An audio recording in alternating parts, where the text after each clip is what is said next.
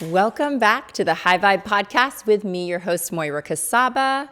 I cannot believe that it is Christmas week. Christmas week. Like, how did we get here so fast? Crazy, crazy, crazy. It has been on my heart a lot recently. I'm like, what what are we going to dig into this Christmas week? And I want to start with a story that is kind of a little emotional for me to tell. Hopefully I won't get choked up, but it's something I'll never forget. And it's those really hard moments or tough moments or bottomed out moments in life that those are the ones we remember, right? And, my kids are 15 and 17 right now. I can't believe I'm saying that. So at the time, they were probably 3 and 5, maybe 4 and 6 this one Christmas many years ago. And Christmas is everything to me. It is everything to me. I love this time of year. I look forward to it. I am one of those people that wants to put the Christmas tree up early, do all the things. Like, I get obsessive about just the magic of this time of year. I love getting my family together. I love presents. I love Jesus. I love all of it. And this Christmas, many years ago, I woke up on Christmas Eve and I was in such a horrible emotional place that, I remember calling my sponsor. I don't call my sponsor losing my mind often, like maybe once every few years. Like, it was really, really tough. I called another older woman that is kind of a spiritual mentor in my life. And on Christmas Eve, I was like, I need to come over. I need like just 15 minutes of FaceTime. Like, I was not okay. And the hardest part about that was I couldn't figure out why I was not okay. Everything that was going on in the world, everything that was going on in my life, the time of year pointed to this just should be magical and everything should be amazing.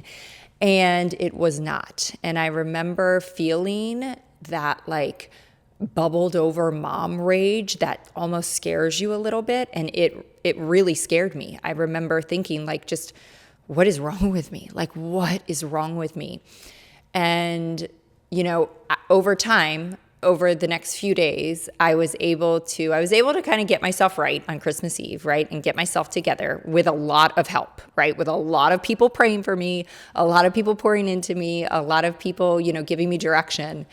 And I even remember, like, you can't shake it that quickly. I even remember that Christmas morning, like, really just not feeling like myself at all. And, I had such expectations of how I should feel and what it should look like that Christmas morning.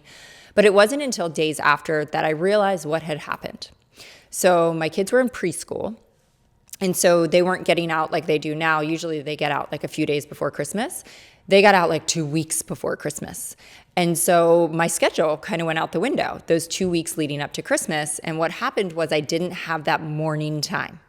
I didn't have that morning time where, I would drop them off at school and I would go home and I would anchor into my morning process and my vision and my goals and my dreams and the life that I wanted to create and my identity and my purpose and my mission and all of that.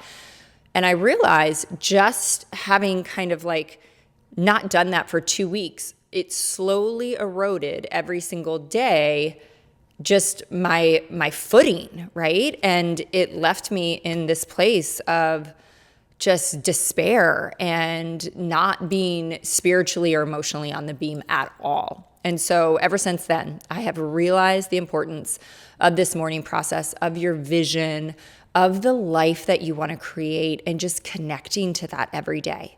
So here's what I want you to do. If I can ask you, this week, I know this week is crazy. I know you have more things to do than you do any other time of year, except maybe the end of school year.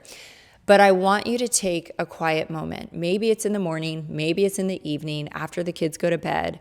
But I want you to prioritize yourself. We as moms and women especially just do this time of year for everyone. And I want you to make sure that you're taking, even if it's 10 minutes every day, at night, in the morning, in a quiet pocket in the afternoon, time for yourself. And what I'm going to give you today is what I call my vision mapping method. And it's just 6 simple steps. And we're not going to go super deep because I don't want this to be complicated. I want it to be really, really simple as we look forward to Christmas, as we look forward to this beautiful new year.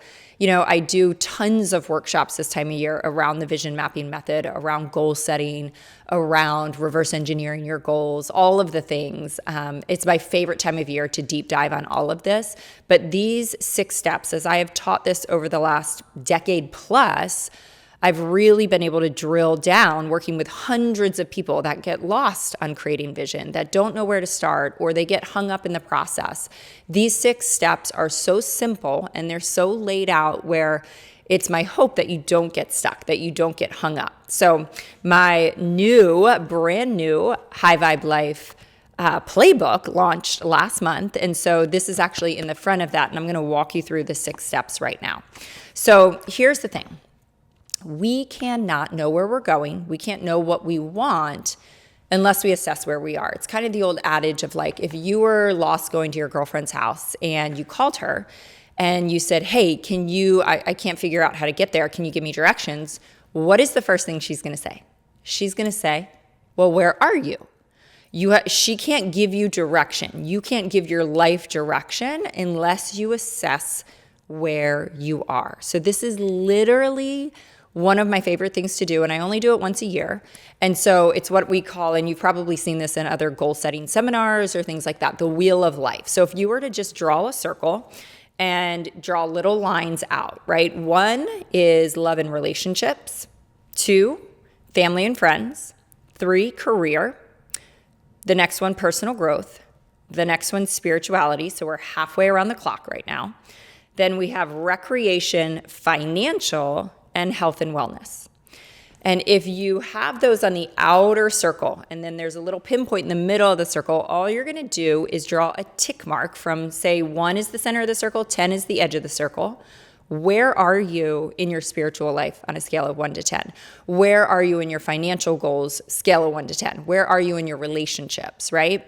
And this is so eye-opening. Because once we start to just draw like, okay, I'm at a 7 here, I'm at a 9 here, I'm at a 10 here, and then we connect the dots. Then we draw a connecting line to all of the numbers, right? So you've got kind of that inner circle as your home base. You've got your outer circle, which is the areas. Then you're graphing where you are in each of those areas. And what you will see is that your wheel is probably not perfectly symmetrical. It's broken somewhere, right? Some area of your life is out of balance. And when we start to craft a vision, when we start to look at our goals for the new year, we have to honor the places that we don't have balance, because otherwise we're just going to keep skewing the circle in the wrong direction, right? If we're only focused on our finances every year, we're only focused on even our spirituality. What about our health? Is that suffering? Is our health at a 2? If it's at a 2, we really need to prioritize that when we craft our vision, when we look towards our goals, right? So that's step number 1. Here's another little nuance I'm going to give you for step number 1. And this, no exaggeration, is my favorite once a year exercise. We want to anchor in gratitude, right? We want to get anchored in gratitude and start from a really good feeling space.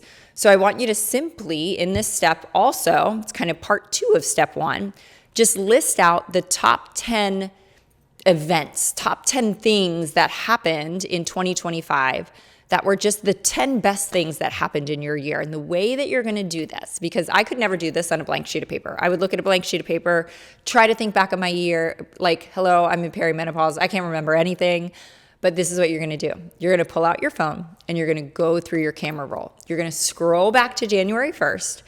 And I'm telling you, in the first 60 seconds of looking through that camera roll, you are going to remember moments and events and weekend trips and things that happened that you have literally, your brain has just forgotten about them. And you're going to go through the whole year, and you might even write out 15 or 20 things that were just highlights, right? And then you're going to drill down and just sit with those top 10.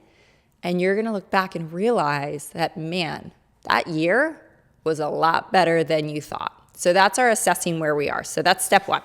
All right, let's get into step 2. I call it contrast and clarity.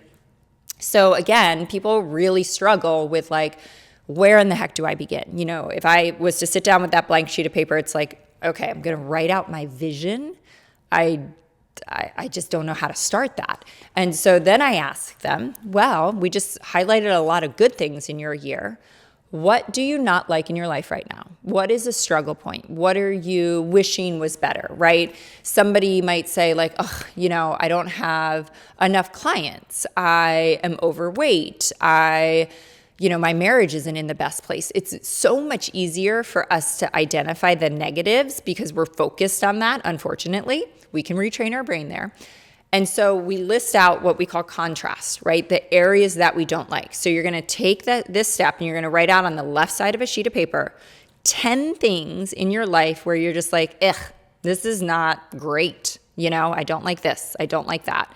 This isn't great. I'm not making enough money. I don't have enough savings. I'm, not as strong as I want to be. Whatever it is, write out those 10 things. And then the second part of step 2 is writing what I call the clarity statement to that contrast statement. So contrast equals clarity. You will hear me say that over and over and over again. Contrast equals clarity. Once we know what we don't like, the exact opposite of that is exactly what we want in our vision, right?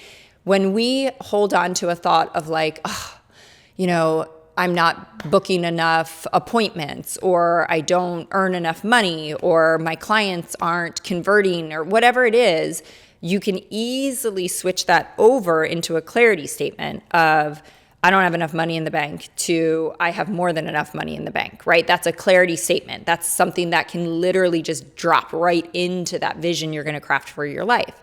So you're going to take a moment, write out the contrast, flip it into clarity. And I do want to give you a little bit more guidance here because this is something I feel really strongly about when it comes to, some people would say these clarity statements are affirmations, right? I have a little bit of an issue with affirmations, and it's because they don't always work. So the reason affirmations don't work, and I hope this lands for you, because when I realized this 10 plus years ago, it changed everything. When you state an affirmation that does not feel like truth to you right now, it's creating inner conflict, right? You don't believe it. And if you don't believe it, you're not going to feel it. And the only way for affirmations to come true is that you actually feel it's true. You believe it in your bones, right? So sometimes we just need to add some statements, a few words before the affirmation. So let me give you an example. If somebody was struggling with their weight and they said, in their contrast statement, I'm 30 pounds overweight, I hate it. Okay, what's the clarity statement? I'm thin and happy with my body, right? That affirmation, if somebody that was really struggling with their weight was to say that every day, they're not believing that. That's not their truth. That's not their reality. So again, creating inner conflict, not real, not true, not believing it, therefore the affirmation's not going to work. So what if we just changed it to adding a few words ahead of that to, I love knowing that. I love knowing that I'm on my way to my dream body, or I love knowing that I'm losing weight every day. I love knowing that, right? So that's a real key one. We can also say, one of my favorites is, more and more I feel. More and more I feel I'm earning more income. More and more I feel that I'm on my way to financial freedom. A couple others, I'm in the process of, right? We can absolutely be in the process of losing weight. We can be in the process of earning more income. We can be in the process of, having a stronger marriage, but we're not going to say, I have a strong and beautiful marriage. And that's not true, right? But I'm in the process of creating a stronger, healthier marriage. That can be true. So another few that you might want to use, it excites me when my husband and I have a great date night. It excites me when our relationship feels really intentional and aligned. It excites me when I get a new client, right? I don't have enough clients, contrast statement. I have more clients, clarity statement. That might not be true, but it excites me when I get a new client. That is true every day of the week, right? So these little statements that go before the clarity statement or the affirmation is so key to believing it, to feeling it. Therefore, actually drawing it into your life. So that's step 2, contrast and clarity. Step 3, this is the question that you've probably heard me say a million times. It changed my entire life, and I believe it is the magic question when it comes to this blank sheet of paper. You're looking at it, you have no idea what you're supposed to write down, you have no idea what you really want. Here's the question. If I had all the time and all the money in the world, what would my life look like? All the time, all the money. When I started to ask myself that question, I started to open up possibility. I started to dream the biggest dreams.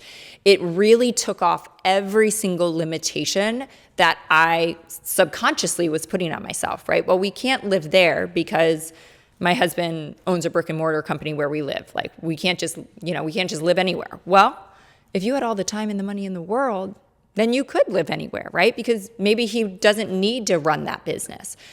What if, you had all the time and money in the world, you think, well, I don't have time to create a foundation to give back to underprivileged youth. Wait, no, I just said you had all the time in the world, right? So take your current circumstances, put them by the wayside.